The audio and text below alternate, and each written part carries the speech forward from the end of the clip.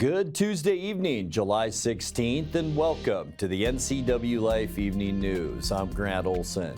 Here are a few of the stories we have coming up for you tonight. One woman was arrested for allegedly dealing drugs after the Columbia River Drug Task Force conducted a 2-month surveillance on her Wenatchee home. The Washington State Patrol says it's investigating a hit-and-run collision in rural Okanogan County that left a pedestrian injured. This sweltering heat will continue tomorrow with the possibility of mainly dry thunderstorms with lightning by late afternoon. I'll tell you more coming up in weather.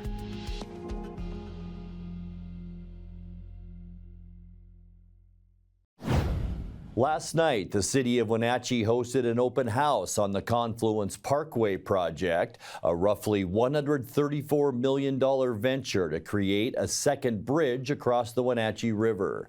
City engineer and project manager Jake Lewing gave a presentation on the status of the project and highlighted a slight change in the design plans that will spare both Denny's and the Igloo, which were previously scheduled for demolition or relocation.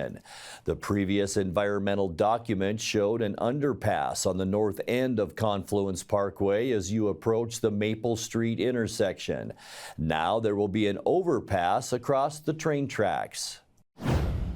The man who fired shots into the Wenatchee Veterans Affairs clinic and was later wounded by police pleaded guilty Monday to property damage and a firearms-related misdemeanor and will be sentenced to mental health treatment. 54-year-old Troy Allen McMaster of East Wenatchee fired a handgun last December into the doors and windows of the Elwood Bud Link VA Outpatient Center while in the midst of a mental health crisis. Responding officers shot and wounded McMaster several times after stopping his vehicle on Eastmont Avenue after he allegedly refused to disarm himself. No one was hurt by McMaster's gunfire, which caused $25,000 in damage. He pleaded guilty to malicious mischief and aiming or discharging a firearm. Chelan County Judge Robert Jordan is expected to sentence him September 4th to a mental health program plus probation.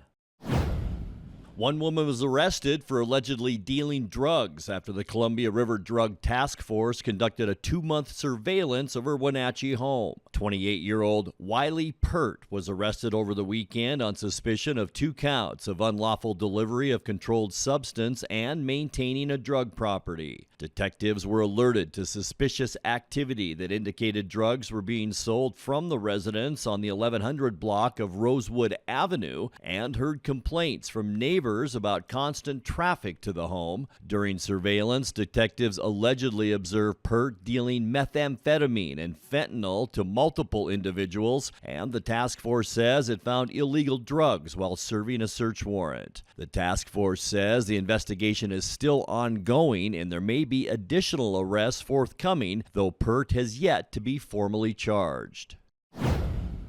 Wenatchee High School's Mariachi Huenachi earned first place at a national conference in Albuquerque, New Mexico last week. The Mariachi Spectacular Conference, which was held from July 10th to 13th, is the same competition the group earned second place last year. Director Eduardo Cortez Solorio said about 5 students from that ensemble were part of this year's first place finish. Leading up to the competition, the students went to rehearsals twice a week and watched last year's performance to identify areas for growth. Mariachi Huenachi competed against 3 other high schools, and the conference included university and open categories. When we come back, the Chelan County PUD is considering new ways to charge for power used by its large load customers. And the Community Foundation of North Central Washington is awarded $100,000 to Methow Trails, a nonprofit ski complex. I'm Grant Olson, and you're watching the NCWLIFE Evening News. Let your voice be heard. I'm former Chelan County Sheriff Brian Burnett, and I'd like to be your District 12 State Representative in Olympia. With my extensive experience in law enforcement, I'm eager to serve you to ensure your community and neighborhood public safety. I intend to safeguard and improve your quality of life. I support your private property rights, lowering your tax burden, helping small business to thrive, fiscal responsibility, and your public safety. Paid for by the committee to elect Brian Burnett for State Representative.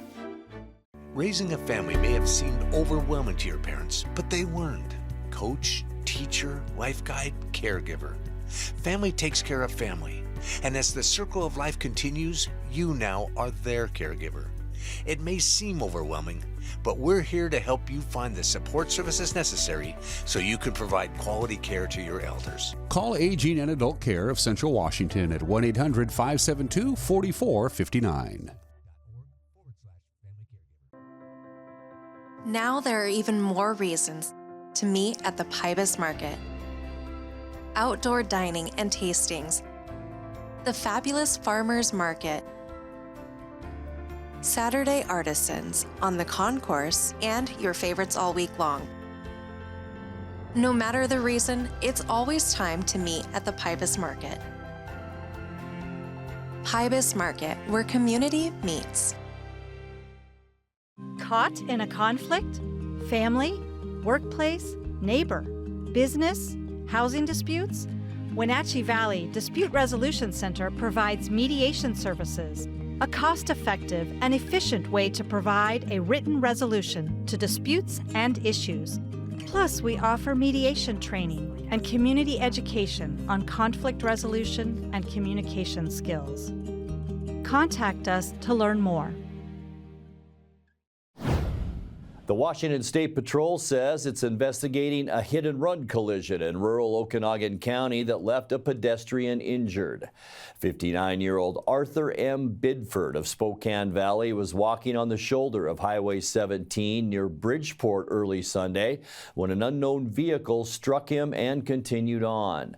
The accident was reported about 3:45 a.m. Binford was found on the roadside with serious injuries and was taken to Confluence Health Hospital for treatment.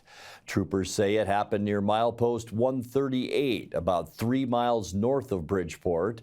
If you have any information that may help identify the suspect vehicle, please call State Patrol detectives at 682-8141. The Chelan County PUD is considering new ways to charge for power used by its large load customers. PUD staff recently recommended 3 framework options that would service customers like data centers, manufacturing plants, and other power-intensive operations while recovering the cost of both power and delivery. The 3 framework options include buying wholesale market energy to resell to the customer, allowing the customer to identify and procure the energy, or negotiating a contract consistent with its current wholesale energy marketing strategy. Public comments on the 3 framework options can be submitted by email to the PUD now through August 1st. Comments will be reviewed at the Commissioners' meeting on August 5th. The Community Foundation of North Central Washington is awarded $100,000 from the 2024 Methow Valley Game Changer Grant to Methow Trails, a nonprofit ski complex. The grant aims to fund projects by nonprofit organizations that will have game-changing impacts on Methow Valley communities. Methow Trails plans to use the funds to renovate a trail frequently accessed through Club Creek that is currently undersized and lacking proper amenities. The grant will also be used as a match to allow Methow Trails to also receive funding from the State Recreation and Conservation Office to start construction on the trailhead. Coming up next in tonight's feature story, we have the second part of our visit with Palisades rancher Molly Linville, who operates 6,000 acres of cattle land in Moses Coulee. This triple-digit heat will continue through the week with possible record-setting heat this weekend. I'll have all the details coming up in your full local weather forecast. That and much more still to come tonight. Please stay with us. Bring the whole family up to Stormy Mountain Brewing and local public house in historic downtown Chelan. Applewood smoked brisket, street-style tacos, and our award-winning barbecue rubs and sauces. Our meals pair perfectly with our exciting lineup of craft ales, made right here in Chelan.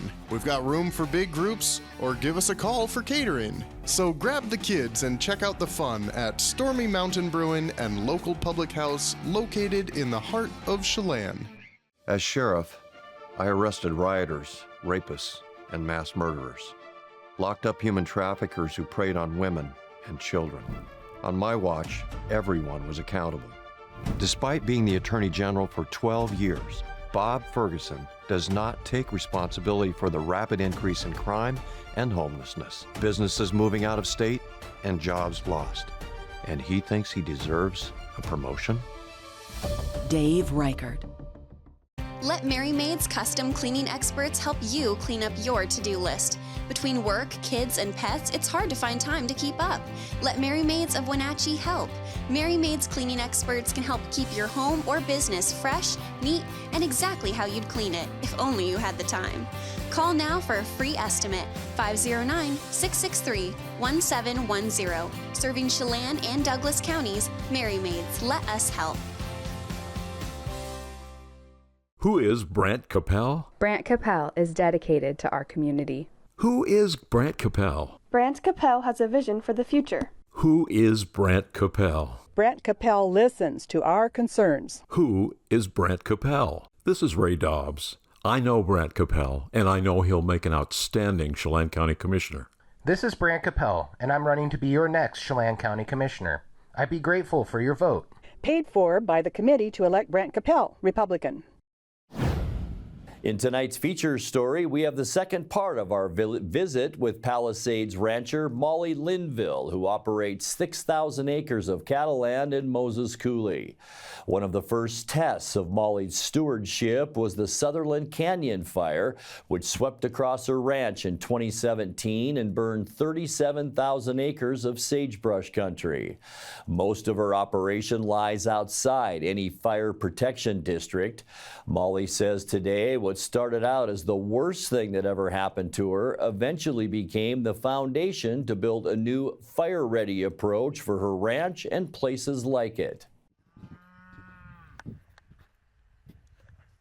It actually started right up on that bluff. I was sitting eating lunch in the house at 2 o'clock in the afternoon, and this weird little squall came through. I saw the dry lightning, and it wasn't but seconds later, and there was smoke and then a line of flames coming over the hill. The fire cruised south, mostly south, and then it got in that little canyon back there, and that's DNR ground. And so I thought, oh, okay, good, DNR is gonna get after that. And my cattle were all on the other side of the road. And so I wasn't worried. DNR is great at putting fire out, but they just didn't this time. And in the evening, I came down to check on it, and the winds just like picked up. You know how they do here, just so fast. They just picked up, and the fire took off. And I was like, oh, I'm in trouble. And I went back to the house and got my border collie and my ATV and bombed down there on the old railroad bed and started getting my cattle up. And the fire just like leapt over the road, and it just whooshed up behind us. And I was in my mind saying, I will grab my dog and drive away from these cattle if I have to. Like, I was trying to prepare myself to not be stupid, because it was very scary. But my dog, he was like, I know exactly what needs to be done here. And he got after those cows, and he picked them up into a good fast trot, ran them the 2 miles back to the house. And it was hot and loud behind us, and it was the scariest thing that I've ever done, and I don't ever want to do that again, and I don't ever want anybody else to have to do that again. It caused a lot of bad feelings because we had firefighters show up but not engage with the fire because they weren't in anybody's district, and it wasn't really understood like who should do what when you're in unprotected lands, or no man's land as some people call it. Because it was literally like, who's paying for this? We don't see anybody raising their hand that they're going to pay for this. I kept asking, like, why? Why? What's the reason? And they said, well, there isn't anything out here. And I was just like, holy smokes. They see this as nothingness, right? Like they're like, it's okay to let it burn because there's nothing out here. So on our fire, we feel like we lost about $283,000 worth of infrastructure. There aren't enough people that live out in Palisades to pay for the level of service that would be expected if they annexed us in, right? Like the taxation isn't going to be enough to pay for doing fire suppression out here. We had the BLM come and talk to us about rangeland fire protection associations, which means that we would form, it's a 501c3 nonprofit.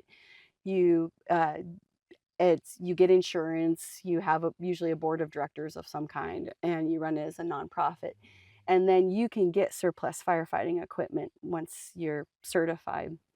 And they use them in Oregon, and Idaho, and Wyoming, and all the time with great success on these places like this. And but they're not legal in the state of Washington. I did, I think, 5 rounds of legislation with Representative Tom Dent to get them legalized so that we could do that.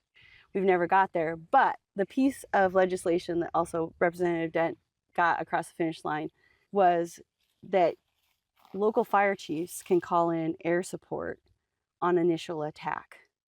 And that's really important because before they couldn't until the fire had gone state mobilization. That has just been such a game changer. Last summer, some people were shooting on our ranch and they caught it on fire. They put it out with 3 helicopter dumps. And so I think that is the piece that has been a game changer. Time for a check of your North Central Washington weather forecast. Hope you had a great Tuesday, and boy, this heat wave just continues to drag on. We have been over 95 degrees every single day going back to July 5th, and this is going to continue. We'll talk more about that coming up. Beautiful shot outside our weather window from this afternoon. It's our Billy Goat Sky-Fi Tower camera looking down at parts of Okanogan County. There's Pateros, and right here is Brewster, and also a little bit of haze along the horizon up north. We had some of that right here in the Wenatchee Valley, as well as over to the east of us in the Columbia Basin as well, some of that haze. I'll tell you what we're thinking about tomorrow, what we're worrying about tomorrow. Dry thunderstorms in our forecast region-wide all along north central Washington. I'll show you a little closer look at that coming up, but we're expecting lightning and gusty winds tomorrow, which is a very dangerous, I should say, fire situation. I think that the Weather Service may have mixed up Chelan and Wenatchee's temperatures on this chart, because this is pretty much what we are expecting, folks, as we move through the week into the upcoming weekend. And look at Sunday, 108, and there are 100s, 110 in Lewiston, all the way down, up and down this map, and that'll continue also into Monday. So we have a long way to go still with this current heat wave. Today's high temperature unofficially 100 degrees, way above where we should be for this time of year. 108 is our 88 is our normal high temperature.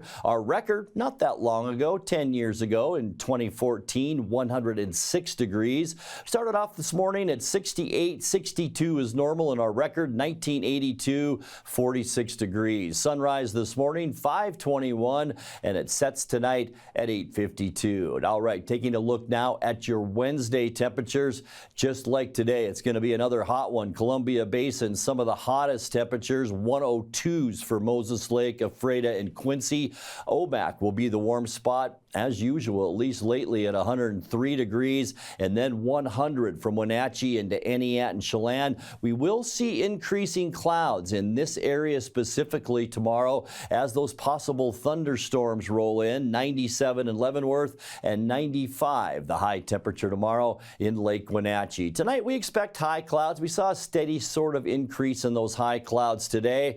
Our temperatures tonight, boy, very mild, mid-70s for overnight lows tonight. And then by the time we get into Wednesday, area of low pressure off the coast. It's going to throw a wave of moisture our way, and there's where those thunderstorms will be in the afternoon. Wenatchee and mainly west into the Cascades, and it is going to be hot. High temperatures tomorrow around 100. And here's a little better look at thunderstorm activity tomorrow. Here's Wenatchee, and here's where those very strong thunderstorms thunderstorms could happen in the Cascades, and with lightning a possibility, we are hoping no new wildfire starts, at least tomorrow, if all the conditions just right for it. For Thursday, sunny and hotter. We're going to see high temperatures jumping up into the low 100s on Thursday. It's going to be hot into Friday, too, with hardly a cloud across Washington state. High pressure still off the coast of California. High temperatures again around the triple digits of 100 degrees.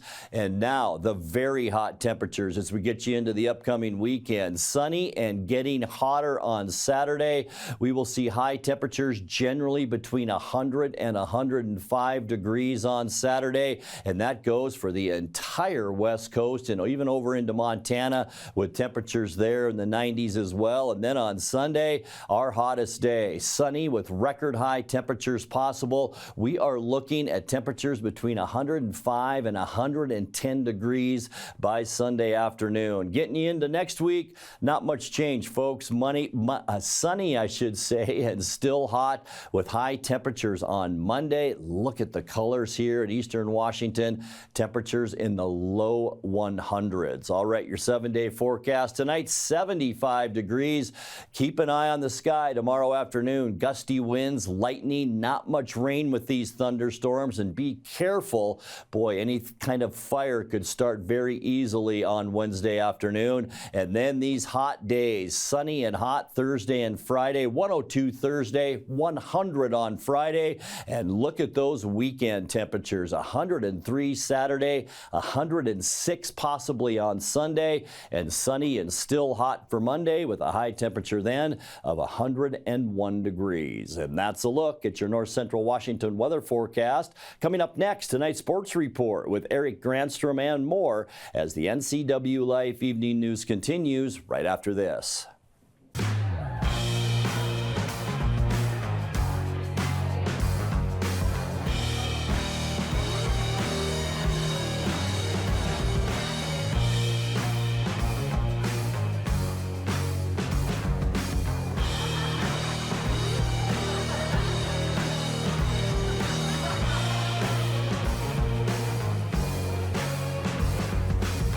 Check out ClubCrowCashmere.com for upcoming events and tickets. Happy Tuesday to you. After former Mariner Teoscar Hernandez won the Home Run Derby last night. I know a lot of Mariner fans are like, really? Really? You go away and you do that? It's time for the Midsummer Classic tonight. It is the best of the National League against the best of the American League at Globe Life Field in Arlington, Texas. Logan Gilbert and Andres Munoz representing the Mariners tonight. MLB TV caught up with Logan Gilbert and Seattle's first-round draft pick, Gerangelo Sinja, and asked Gilbert what he and the switch pitching draft pick were chatting about. I was just trying to get him to teach me how to throw lefty 95 or whatever it is. I don't know how he does it, but we're obviously so excited to have him. And like you said, I feel like we develop pitching really well. It's easy when you're throwing 99 with both hands, but it's just fun to have him here and hopefully keep that going. Hey, this is what's so amazing about the All-Star game, being right here with the draft, is that when guys get drafted, you can immediately come to the All-Star game, be able to pick the brains of the players, of possibly guys you're going to be playing with, hopefully in the near future. So what you most looking forward to of talking to these guys about? Like what they can actually like help me with, and what's like the little things that can help you to make to the big leagues, and always just like talk to them because they make it and what you have to do so you can make it too. I gotta ask, man, pitcher from both sides. I understand the arm strength can be strong on both sides, but how do you get the legs and the body to all flow together when you're flipping from side to side on the mound? Always trying to get my legs, like work on my legs so I can stay stronger from the with my legs. And because my legs is everything for me, and especially throwing from both sides. And I think that's one of the things I always work on. And I mean, the arm is there, but I think for me personally, I need the legs so I can keep doing what I'm doing. And Logan, for you, man, first, how rewarding does it feel to be out here today, especially with the pitching staff that you guys have? And secondly, how much do you guys sit there and talk shop with each other and feed off of each other when you're out there during the season? Yeah, it's huge. I mean, I feel like any of our guys could have been here for sure. So to be able to represent Seattle is huge, especially with the staff that we have. I say it all the time. I'm spoiled with the guys around me. I get to pick their brain every day. Watch them practice, watch bullpens, we all learn from each other. I'm stealing pitches from them or vice versa. So we got a really strong group, really close bond. It's fun having them around. First pitch is, well, it's already happened. It's on right now on Fox TV. Today is the first of 2 days of festivities for the West Coast League All-Star Game happening in Bellingham. Tonight's feature is the, they're calling it the Community Champion Game, where WCL All-Stars are teamed up with teens and adults with disabilities for a game to benefit the Max Higbee Center. Wenatchee's Evan Canfield, Jonathan Fitz, Quincy Vassar, and Max Hartman all there to represent the Apple Sox. The foursome has led Wenatchee to a first-half title in the North Division of the West Coast League. The game pitting the best players from the North and South will be played at Joe Martin Field tomorrow night. That'll start at 6:35. The game, by the way, broadcast on the MLB Network, MLB.TV, MLB.com, and the MLB app, featuring Tyler Mon on play-by-play, former Mariner pitcher Ryan Roland Smith as analyst alongside MLB Pipeline's Sam Dykstra. How about that? While Wenatchee's summer collegiate baseball team gets a break this week, the Wenatchee Wild are welcoming in their new head coach, Don Knockbauer. Will take over the reins of the team as it prepares for its second season in the Western Hockey League. Knockbauer comes to Wenatchee after coaching 30-plus years, including the last several in the AHL with Calgary. Last 5 years I've been up in the pros. I went from Spokane to the LA Kings as assistant. Tried a year in Slovakia, and the following year I went to the Swiss National League, which is their top pro leagues over there. But the Swiss National League is a top-end league. And then I was offered a job with the Calgary Flames to work with their younger guys on their farm club, and I enjoyed that role. But it's good to be back as a head coach coming into Wenatchee, especially after spending the last 3 years in the American Hockey League. Knockbauer's son Daniel played for the Wild in 2015, but Don says he's known Bliss Littler longer than that. I met Bliss through coaching seminars. I even joined Bliss. He invited me to one of his hockey camps down in Vegas, and I did those camps for a couple of years before Dan ever played for him. So Bliss and I did have a relationship through the coaching world, and we had a lot of the same philosophies. We actually did our HP1, which is our high performance certification in Canada through Hockey Canada. So I met him there, and but we've run into each other at seminars before, and we've done a lot of camps. When I was coaching with the LA Kings, he invited me over to help select a couple of his Wenatchee Wild teams. So I was a guest coach, just sitting in the stands. I believe one camp I went on the ice a couple times. But for the most part, I was just sitting up in the stands observing and giving input on players, and he allowed me to do that. But, we've had a friendship for quite a few years now, and over that course of time, we've spoken about hockey a lot. So he knew that there was a really unique correlation between the way we both think the game. Knockbauer will be bringing assistant coach Dan Johnston with him from Calgary and looks forward to working with Chris Clark and Lee Mendelson this season. Let's first talk about Clarkey and Lee, because they're going to be huge assets for me. They know most of the players, so they're going to be a resounding board for me, telling me what they know about the players. So it's invaluable. Their help's going to be really needed. Both guys are really good with the kids. I know that. I've known both those guys in the past, and I've worked camps with both of them. So there's a real comfort level with those two. DJ, on the other hand, has got 2 years experience with the Brandon Wheat-Kings running their D. He was hired by Calgary to come in and run the video, and that's all he did. He worked with video, but he was excellent with the young guys, bringing them in, showing them video. He's excellent at marketing and coding the game, so he's going to be a huge time consumer for me, saving me time with areas of the game. But I've got a real trust level with him because I've watched him work for the past 2 years. He's a good coach. He relates real well to the players, and he's got a lot of passion for the game. And he's excited about coming to Wenatchee, I can tell you that. We'll hear more from Knockbauer tomorrow, including his brush with greatness early in his NHL career. The Wild start the season with exhibition games coming up in early September. That's a look at sports news. I'm Eric Granstrom. Have a happy Tuesday. I'm Grant Olson. Thanks so much for being with us and have a great night.